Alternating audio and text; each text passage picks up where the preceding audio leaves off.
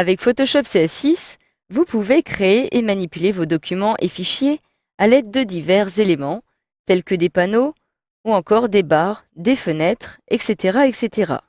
Alors, l'organisation de ces différents éléments est ce que l'on appelle un espace de travail. Nous allons donc voir dans cette formation comment naviguer au sein de son espace de travail afin de retrouver plus facilement les différents éléments qui le composent. Donc les différents éléments que l'on peut retrouver sur son espace de travail vont s'articuler de la façon suivante. Alors dans un premier temps, tout en haut, je retrouve ici une petite barre de menu. En dessous, je retrouve une autre barre. Alors en fait, l'intégralité de ces deux barres correspond à ce que l'on appelle la barre d'application. Alors cette barre d'application occupe en fait la partie supérieure de votre écran et contient des menus ainsi que d'autres commandes d'application et va regrouper tous les éléments des espaces de travail dans une seule et même barre uniforme et qui va vous permettre ainsi de manipuler toutes les applications comme s'il s'agissait par exemple d'une seule entité.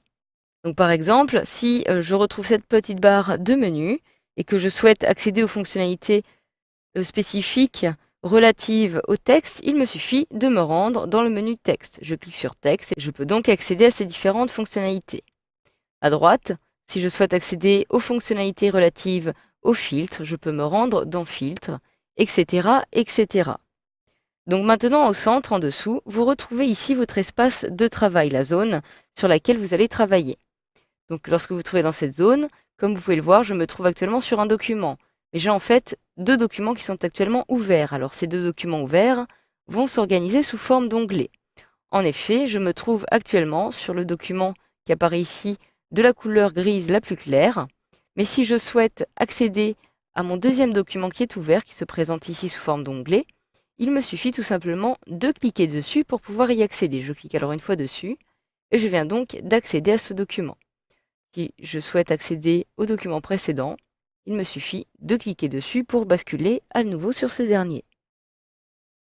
Alors maintenant, sur la gauche, vous retrouvez votre petit panneau outils.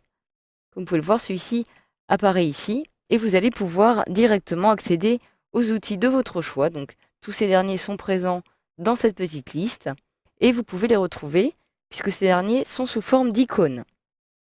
Alors les panneaux d'outils vont en fait contenir tous les outils qui vont vous permettre de créer et de modifier des pages, des images, des illustrations, etc., etc. Et donc pour chaque outil, vous allez retrouver les outils connexes. Donc en fait, les outils connexes vont être regroupés. Si par exemple, je souhaite accéder aux formes de sélection qui se trouvent ici, il s'agit donc de la deuxième petite icône. Si je clique dessus une fois, automatiquement, j'ai accès à l'outil de rectangle de sélection.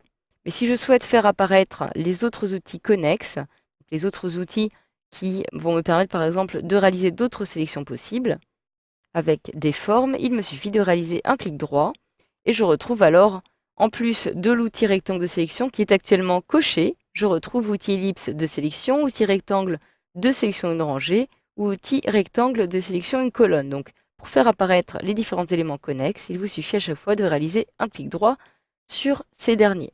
Donc maintenant, pour chaque outil que vous allez sélectionner, donc je retourne par exemple sur l'outil rectangle de sélection, vous allez pouvoir faire apparaître les différentes fonctionnalités de ces outils. Donc celles-ci vont être présentes dans la petite barre qui se trouve ici et qui est représentée par ce que l'on appelle le panneau contrôle. Donc actuellement, je me trouve en rectangle de sélection. Je vais retrouver ici toutes les fonctionnalités spécifiques à ce rectangle de sélection. Donc par exemple, je peux définir le style de sélection, comme vous pouvez le voir, mais aussi augmenter ou non en pixels le contour progressif de ce rectangle de sélection. Donc évidemment, pour chaque outil, comme vous pouvez le voir, eh bien, cela va être modifié puisque cela est spécifique à l'outil que vous allez sélectionner. Enfin, sur la droite, vous retrouvez ici maintenant la barre de titre des panneaux. Donc par exemple, je vais retrouver ici, à l'intérieur de cette barre de titre de panneau, les fonctionnalités relatives à la couleur, au nuancier. Donc de la même façon, pour accéder au nuancier, il me suffit de cliquer sur l'onglet en question et je peux ainsi basculer facilement de l'un à un autre. Dessous, je retrouve les réglages, les calques, les tracés ou encore les couches. Vous avez donc en fait différents groupes de panneaux qui vont être regroupés de cette façon. Donc sous forme d'ancrage vertical, vous pouvez regrouper les différents panneaux de votre choix. Et donc vous apprendrez d'ailleurs dans une autre formation à personnaliser l'apparence de ces panneaux. Donc pour chaque panneau, vous retrouvez aussi tout en haut à droite, comme vous pouvez le voir, des petites flèches qui vont vous permettre de réduire chaque panneau à la taille d'une icône.